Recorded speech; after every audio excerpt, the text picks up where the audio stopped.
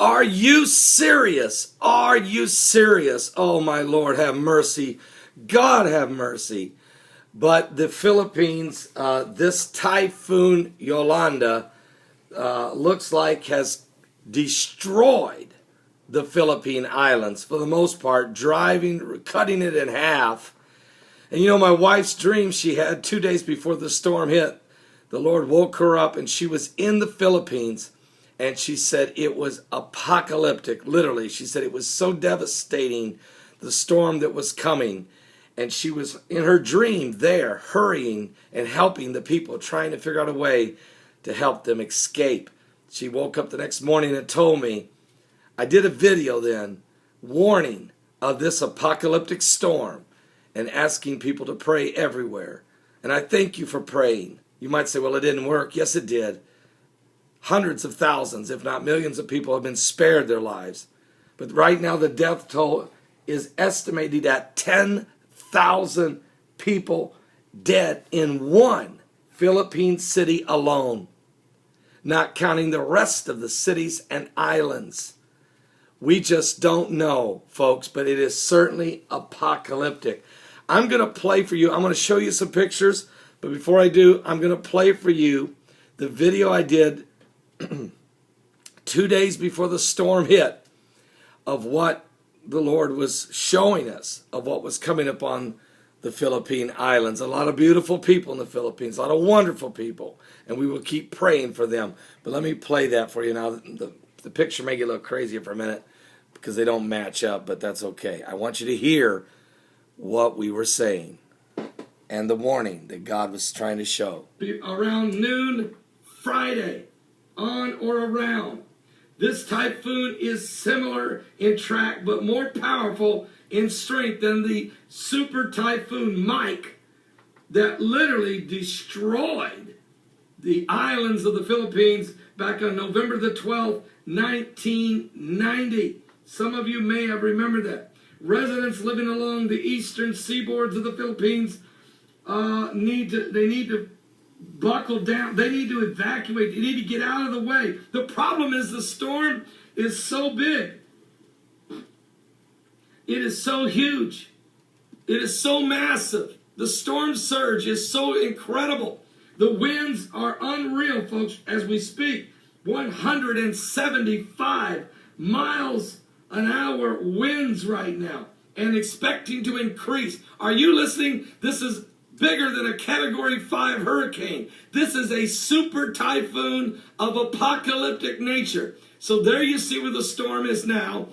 By 2 a.m. tomorrow, it will be approaching the Philippines.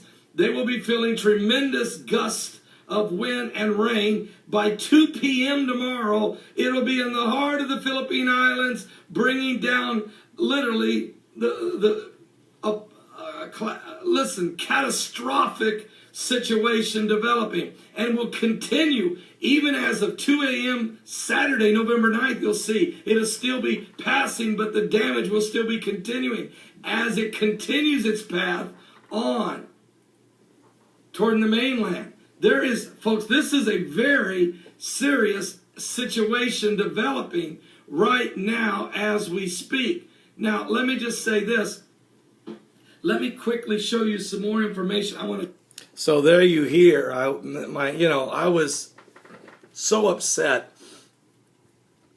and such a sense of urgency that we were trying every way in the world to prepare people, to warn them to flee from the wrath that was coming upon the Philippine Islands. Obviously, there's no way.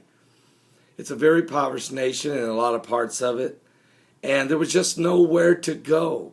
No way to escape. Where do you go? And so the heartbreaking scenario that was taking place in the Philippines is really breaking our hearts this very hour. I can share with you what the reports are saying right now. AP, the Associated Press, is reporting that the Philippines has as many as 10,000 people are believed dead. I repeat, 10,000 people are believed dead in one Philippine city alone after one of the worst storms ever recorded unleashed ferocious winds and giant waves that washed away homes and schools. Corpses hung from the tree branches and were scattered along sidewalks and among flattened buildings. While looters raided grocery stores and gas stations in search of food, fuel, and water, officials projected the death toll could climb even higher when emergency crews reached areas cut off by flooding and landslide. Even in the disaster-prone Philippines, which regularly contends with earthquakes, volcanoes, and tropical cyclones, Typhoon Haiyan, or Yolanda, appears to be the deadliest natural disaster on record.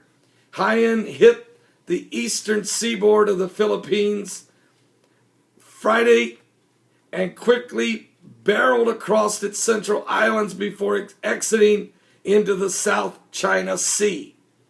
It was carrying, at one point, 195 mile an hour winds with gusts of 235 miles an hour. Even after it tore the Philippine Islands in half, folks, it exited the land. It exited the island with still 147 mile an hour winds, and the sea caused sea surges as high as 20 feet, and now it's on its way to Vietnam. And you think it's bad in the Philippines. I'm telling you, there is a potential death, destruction, apocalyptic potential for Vietnam that could be higher than the Philippines. You need to hear me. In the low-lying area, when the storm surge goes up there in Vietnam, there is the potential for a storm surges to be so high, and because the land is so low, similar to the Ninth Ward in New Orleans during Katrina. This storm's bigger than Katrina. At least it was bigger than any storm that ever come ashore anywhere in the history of the world when it hit the Philippines. It won't be that big when it hits Vietnam, but it's bringing so much of a storm surge that, again, hundreds, if not thousands of people could lose their lives in Vietnam on top of whatever is the death toll here in the Philippines. It's approximately 10,000 in one city now. I would not be shocked. I really wouldn't be shocked if the death toll don't go over 15 to 20,000 people total. I hope to God not. But if you just realize what it is that's come upon the land, it is a horrific scene. And we pray for the people of the Philippines. We pray for you. And we're just lost for words. We're devastated. God bless all of you. Don't miss tonight's show. I'll be live on my website from 7 to 10 p.m. Eastern. We will give you full up-to-date information on the great Typhoon Yolanda that hit the Philippines and its current position as it heads toward Vietnam. Also, many other current world events that have been going on around the world. The Middle East peace process, the Iranian nuclear deal that was trying to be brokered by John Kerry. There is so much to talk to you about, folks. You wouldn't believe it.